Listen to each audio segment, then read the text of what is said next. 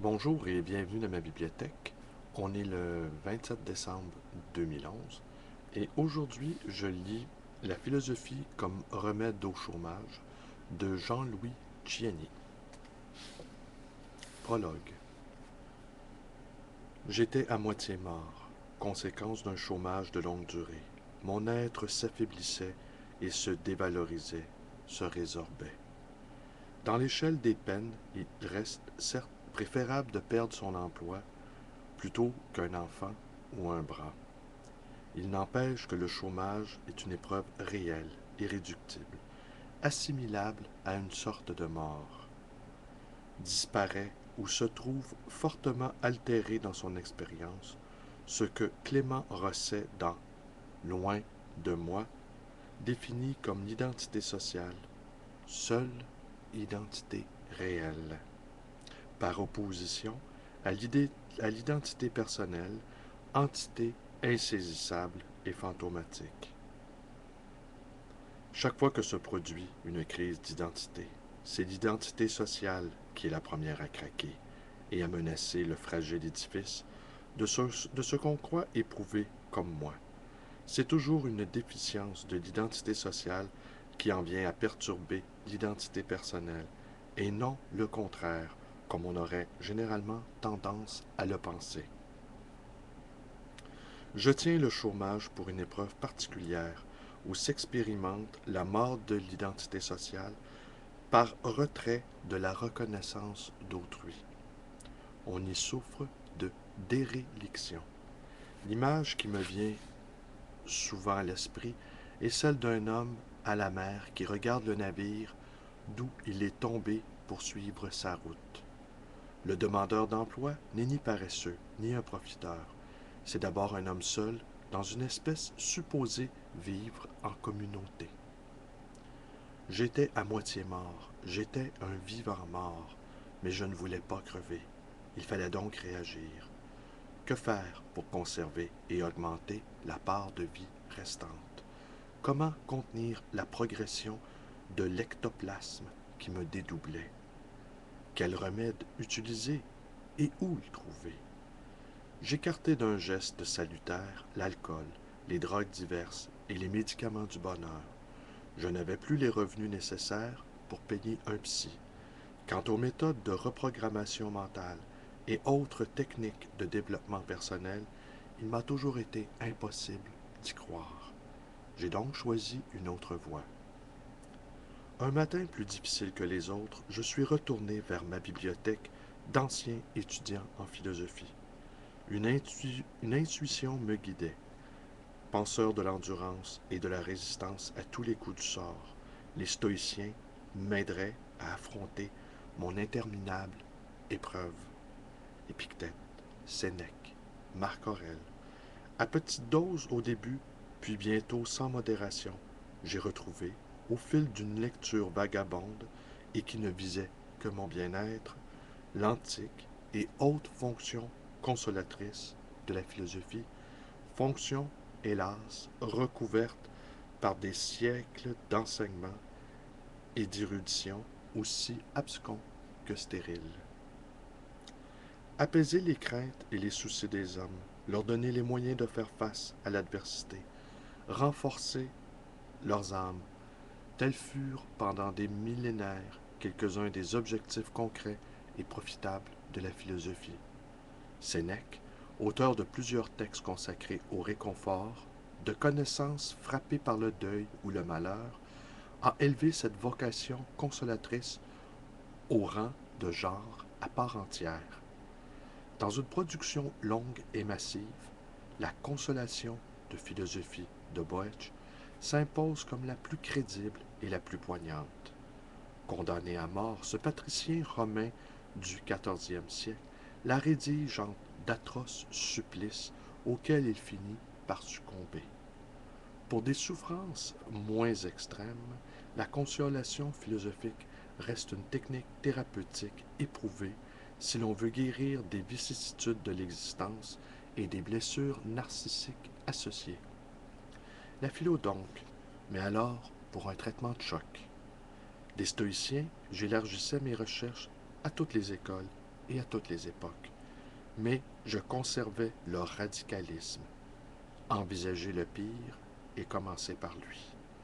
Puisque j'étais à moitié mort et que je voulais revivre, je devais donc, suivant la méthode philosophique, connaître ce que les philosophes pensaient de la mort, recenser les meilleures thérapies qu'ils préconisaient, éventuellement choisir celle qui convenait le mieux à mon état et à mon tempérament. Sur ces points essentiels, l'investigation a été féconde. Anéantissement, non-vie, passage, retour au grand tout, accès à la vie éternelle, Paris, privilège du vivant, réalité impensable, possibilité de la non-possibilité. Les interprétations philosophiques du phénomène mort se déploient dans un foisonnement inépuisable. Chaque philosophe propose quasiment sa version et sa vision. Il en va de même pour les attitudes adoptées ou préconisées. Ignorance, mépris, élégance, espérance, volontarisme, lucidité, préparation, le choix ne manque pas parmi les comportements possibles. Les rigueurs de l'épreuve rendent toutefois exigeants. Je connais depuis longtemps les excès de la philosophie. Trop de mots et peu d'actes. Je me suis donc remis au conseil de Bergson. N'écoutez pas ce que je dis, regardez ce que je fais.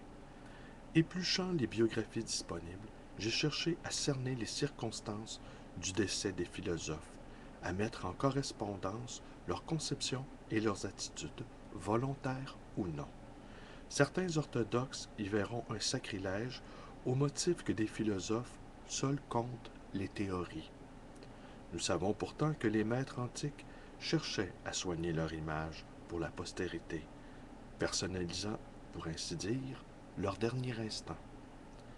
Vie et doctrine des philosophes illustres, de Diogène Laërce, offrent de ce point de vue une mine d'anecdotes extraordinaires, souvent teintées d'un humour décapant. Peu à peu, mon projet thérapeutique a donné des résultats. Mon pessimiste trouvait de quoi s'alimenter dans les textes les plus graves. À l'opposé, en me confrontant à des pensées vigoureuses et à des maîtres sans concession, je commençais à reconstruire une réflexion. Je reprenais courage et renforçais mon envie de vivre. Je me retrouvais progressivement. Je me libérais de forces obscures. Je réglais mes comptes avec moi-même et avec les autres. La catharsis était en bonne voie. Un jour, j'ai fini par m'ouvrir de ces lectures à un ami journaliste, pardon, Jacques Bruyère. L'homme, dans sa propre vie, avait subi son lot d'épreuves. Sa simple présence m'aidait à endurer la mienne. Un bon repas, arrosé de quelques verres de vin, des discussions sans queue ni tête, mais toujours heureuses et animées, entouraient mes comptes rendus philosophiques.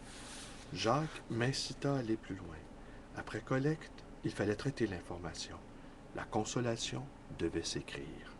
Je relevai le défi de mon ex-confrère à la seule condition qu'il devint mon premier lecteur. Peu enclin à philosopher, Jacques accepta avec fatalisme. Je comprends mieux aujourd'hui ce que m'ont apporté sa lecture et ses commentaires, le regard d'un autre sur un projet retrouvé, le regard de l'ami qui fait revenir dans le monde des humains. Les textes rassemblés ici n'ont pas la prétention de livrer un traité de philosophie. Ce sont des seuils, des préliminaires, des effets de surface, des variations légères sur un thème jugé sérieux. Les méditations, les exercices présentés renouent avec la tradition antique d'une philosophie pratique et vécue. Elles s'enracinent dans une expérience personnelle du chômage et des thèmes que celui-ci offre, à quel prix, à penser, à transformer par la pensée, vécu du temps, souffrance du moi, solitude, estime de soi. Elles trouvent leurs matériaux, d'une part, dans les réflexions sur la mort développées par quelques philosophes, et d'autre part, dans les circonstances de leur décès, telles que les témoignages permettent de les reconstituer, c'est-à-dire de manière absolument contestable. La série retenue demeure bien évidemment très incomplète. Pourquoi laisser Boelsch à l'écart? Ne pas s'intéresser au cas de Sartre quand la cérémonie des adieux de Simone de Beauvoir nous fournit un matériau tentant? Ignorer le décès accidentel de Camus, exclure Pascal et sa mort solitaire, ne pas suivre les pérégrinations de la dépouille de Descartes, oublier Giordano Bruno, véritable martyr philosophique, passer sous silence les derniers jours de Nietzsche dans un asile d'Iéna où il se prenait pour un bouc. Sur quels critères arrêter la liste? Seule la logique, s'il en est une, de reconstruction tâtonnante, livrée à elle-même, avec ses phases alternées d'abattement et de divertissement, apporte des éléments de réponse. En outre, il n'existe pas de mort philosophique. Il n'y a que des morts de philosophes, individualisées selon les natures et les destinées. Morts de saints, de gourous, de victimes, de grands malades ou de bons vivants. Par choix, ces méditations se sont resserrées sur les penseurs occidentaux. Nietzsche estimait qu'il fallait traiter de grands problèmes comme d'un bain froid, sitôt entré, sitôt sorti. Tel est notre objectif ici. Passer des considérations sur la mort à l'accroissement de la force d'âme qui en résulte, se consoler avec un gai savoir, comprendre, devenir plus fort, s'ouvrir aux autres. Voilà déjà la trousse de survie de la philosophie, et s'amuser aussi d'un sujet grave. Ces méditations écrites se livrent sous deux aspects inséparables, celui du reportage qu'on effectue dans l'univers d'un philosophe et celui du bilan thérapeutique. Elles fournissent l'occasion d'évaluer de façon très subjective ce que la fréquentation de l'auteur et de son œuvre m'a apporté dans une période difficile de ma vie et de montrer en quoi la rédaction de ces fictions a fourni le support d'une véritable cure philosophique. Quand j'ai commencé la rédaction de ces méditations, j'arrivais en fin de droit. Après de longues hésitations, je m'étais décidé à créer une société de conseil en communication. La préparation de ce projet, qui ne m'occupait pas encore à plein temps, a coexisté pendant plusieurs mois avec mes exercices. Mi-mort, mi-vivant, c'est cette identité hybride qui m'a constitué alors, à l'image de deux états d'une métamorphose saisie dans leur chevauchement.